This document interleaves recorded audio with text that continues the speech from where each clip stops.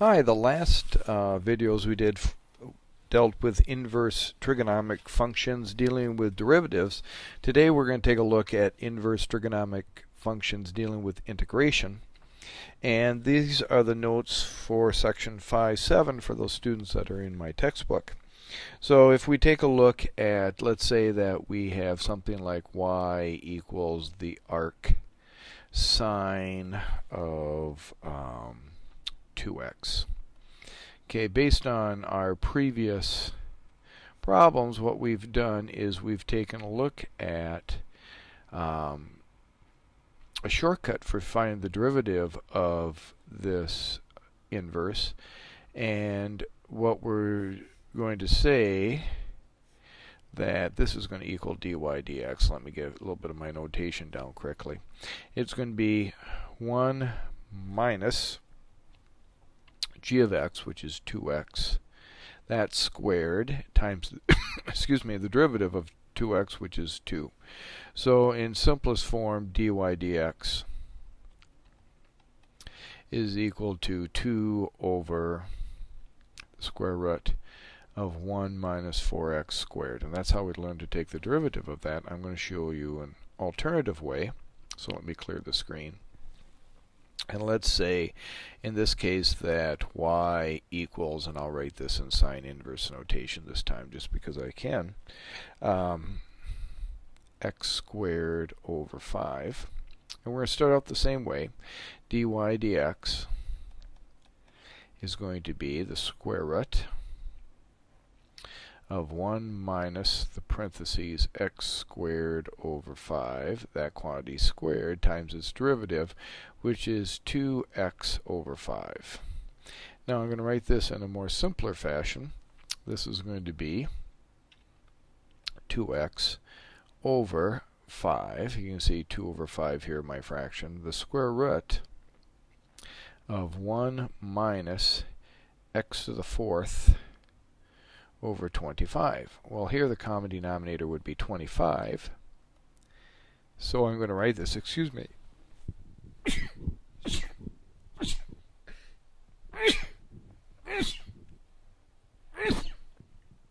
I apologize for that. I was hoping that wouldn't happen.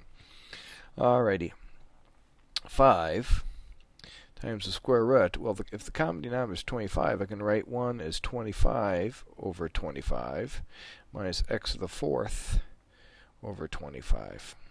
So here I have, 25. So here I have 25 over 25, which is 1, minus x to the 4th over 25. And that's going to give me, and I'll continue that up here, 2x dy dx is equal to 2x over 5, the square root of 25 minus x to the 4th over the square root of 25, which gives me 2x over the square root of 25 minus x to the 4th. Over here I'll end up with 5 over 5 because the square root of 25 is 5. And those will simplify, and I can rewrite this as 2x over the square root of 5 squared minus x squared squared. And the reason I write it in that form is the derivative of this x squared is this 2x. And in the denominator here, that 5 is generated from this denominator over here of the x squared. Alright? Let me give you another example of what I'm talking about. I think it's one of the problems. I ask you to take the derivative. I tell you that y equals the arc sine of x cubed over 16.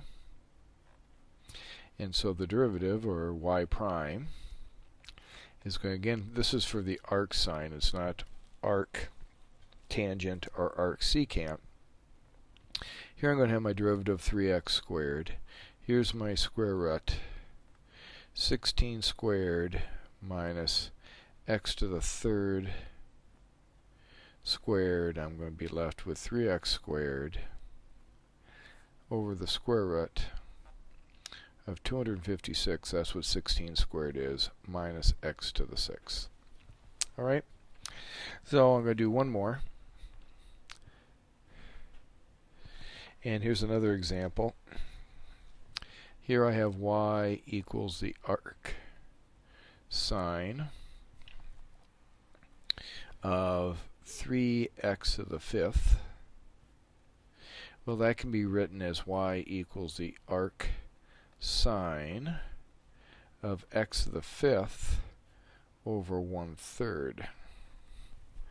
Alright, so now I'm going to use the same rules as I did before. The derivative, I'll call it y prime this time, is going to equal 5x to the 4th on top. And down here I'm going to have the square root of 1/3 squared minus x to the 5th squared. Now this is going to end up back in our original form that we learned on our previous section, but I'm going to just continue this to show you that they're equivalent. And right here I'm going to have excuse me, 1/9 minus x to the 10th. Now I'll come over here, and this is going to be 5x to the 4th over the square root. I'm going to get a common denominator, which is 9. 1 minus 9x to the 10th over 9. And that's the same as 5x to the 4th over, I'm going to have 1/3, because that's what the square root of 1/9 is, times the square root of 1 minus 9x to the 10th. And then I end up with 15x to the 4th over the square root of 1 minus 9x to the 10th. Alright, so this is the way that we learned on the previous section. This is the way we're looking at it today. Now the reason we're looking at it today is we're going to use those features to come up with integration. And we have some integration rules. The integration rules are these, and hopefully I'll be able to refer to them. The first one says, alright, if I have something, if I'm integrating du, that's the derivative of u, over the square root of some constant squared that I'm going to call a, minus some function squared that I'm going to call u, that is going to equal, that's an indicator of the arc sine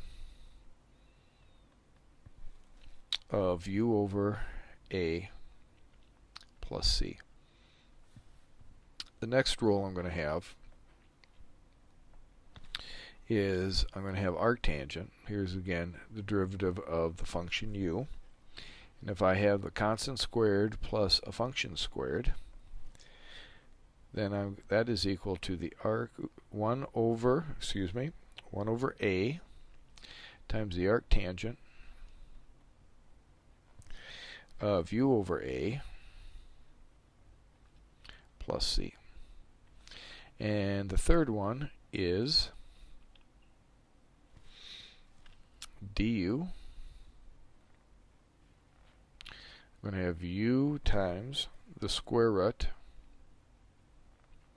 of u squared minus a squared, and that is equal to 1 over a, the arc secant, the absolute value of u over a plus c.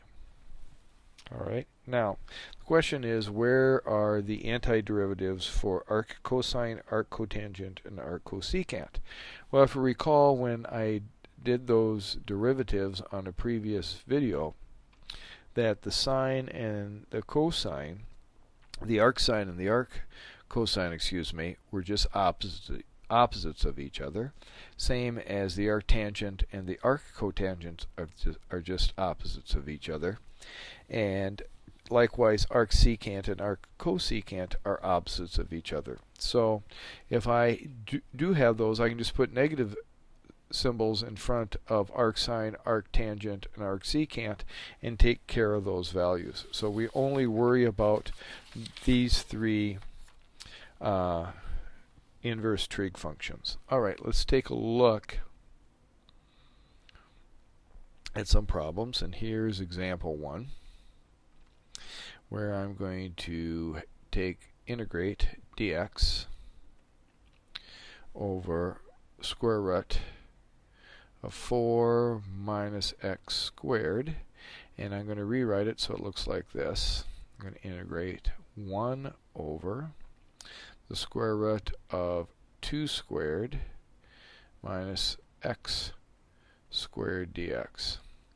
So if I take a look at the derivative right here of what's inside these parentheses, the derivative of x is 1. So I know this is going to be arcsine. And what I do is I identify that this is my a is 2, and that my function is u. My function u is equal to x.